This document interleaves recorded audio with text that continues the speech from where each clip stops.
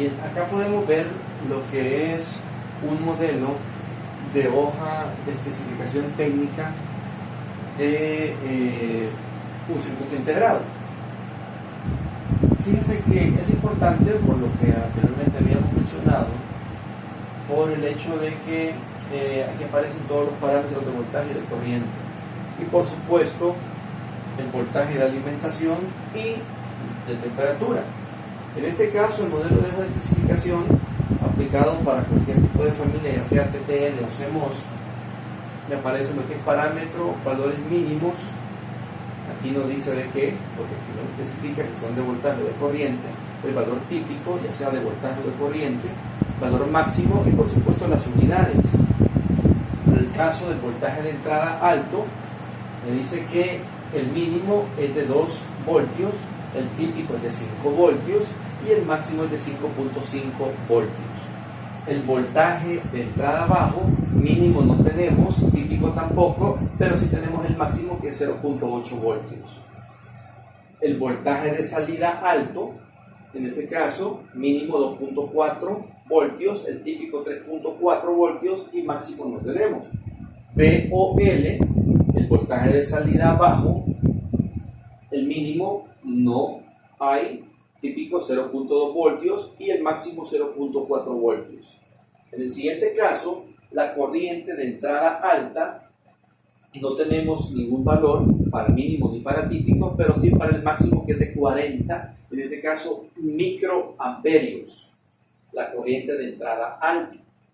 La corriente de entrada baja, mínimo y típico no hay, y el máximo, mire, presenta un valor negativo de menos 1.6 miliamperios.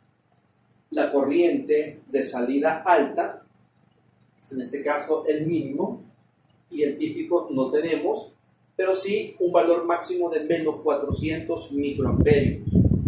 Y en cuanto a la corriente de salida baja, mínimo y típico no hay, sí máximo que es de 16 miliamperios. Y los voltajes de alimentación, el VCC, claro que sí, 4.5 el mínimo, el típico, el 5 voltios de operación, pero puede trabajar, fíjense en este caso, y eso me lo establece el fabricante, hasta con 5.5 voltios. El rango de temperatura, interesante, mínimo 0 grados centígrados, típico no tenemos, y el máximo 70 grados centígrados. En ese rango es en el cual el dispositivo puede trabajar sin ningún problema, sin presentar ningún daño. Ya si ya estamos hablando de temperaturas mayores a 70 grados o inferiores a 0 grados, entonces se puede dañar definitivamente. Ahora hablemos de las familias CMOS. Interesante hablar de las características de estas familias. Habíamos mencionado que las condiciones o los parámetros tanto de corriente o de voltaje, estos conceptos son los mismos. Esto se mantiene. Lo que va a variar son sus valores, obviamente. Pero es importante conocer las características técnicas que tienen estas familias en comparación con la familia TTL. En este caso, la familia CMOS, veamos cuáles son las características. La primera de ellas, podemos mencionar que tiene un menos consumo de potencia. Esto es muy interesante. Consumen menor potencia en comparación con la familia TTL. Significa que si consumen menos potencia, entonces estamos hablando que va a existir un consumo menor de corriente. Acuérdense que la potencia es igual a la corriente por el voltaje. El voltaje se va a mantener constante porque es un voltaje con el cual el dispositivo se activa, con el cual el dispositivo funciona. Entonces, es importante que en esta clase conozcamos entendamos estos conceptos de estas características técnicas, porque este voltaje se mantiene constante. Lo que va a variar para el caso va a ser la corriente. Aquí esta corriente varía en comparación con la familia TTL. Pero en este caso, para que tenga un menor consumo, significa que la corriente es menor o va a presentar parámetros menores en comparación con la familia TTL. Por lo tanto, la potencia va a ser menor y por supuesto el consumo de igual forma es menor. Entonces, importante esta característica técnica de la familia CMOS, porque esto involucra, fíjense, que al tener menos consumo, entonces ya hablamos de aplicaciones que nos importan mucho. Las aplicaciones de la familia CMOS, y aquí me adelanto y es muy importante mencionarlo, está para dispositivos portátiles. La tecnología que presentan, por ejemplo, estos dispositivos electrónicos digitales, móviles, y ahí hablo de la diversidad que existe, tablets, computadoras, laptops,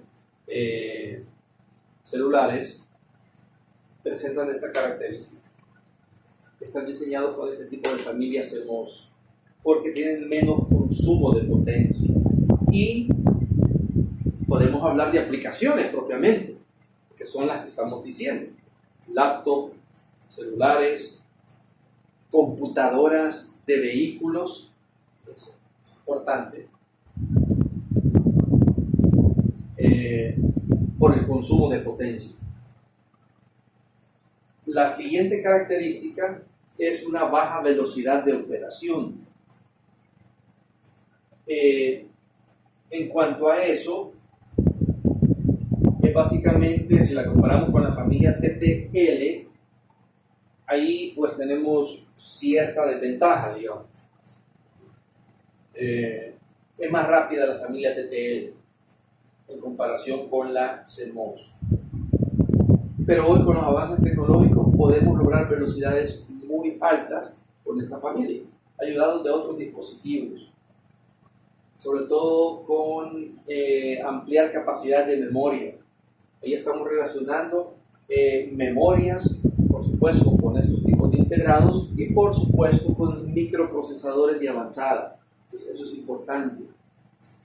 Pero sí es una desventaja que presenta. Bueno, ya vamos a clasificar esos puntos. Número 3. La temperatura de operación tiene un buen rango, fíjense, de menos 65 grados a 150 grados centígrados. Número 4. El voltaje de alimentación es flexible, tiene un rango de 3 voltios a 18 voltios. En comparación con la familia TTL, que estábamos hablando de 5 voltios. Número 5. Son susceptibles al daño por cargas electrostáticas. Esa sí es desventaja en comparación con la TTL. La TTL tiene más resistencia a la electrostática. Es decir, que estos, si yo los toco, los puedo dañar por la misma electrostática de nuestro cuerpo. Entonces es una desventaja con respecto a la familia TTL.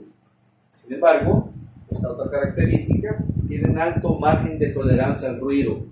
En comparación con la familia TTL, esto es muy importante. Es muy importante porque estamos hablando que el ruido me distorsiona la transmisión de una señal o de información o de datos o de imagen. En cambio, esta familia disminuye de cierto modo ese margen de ruido.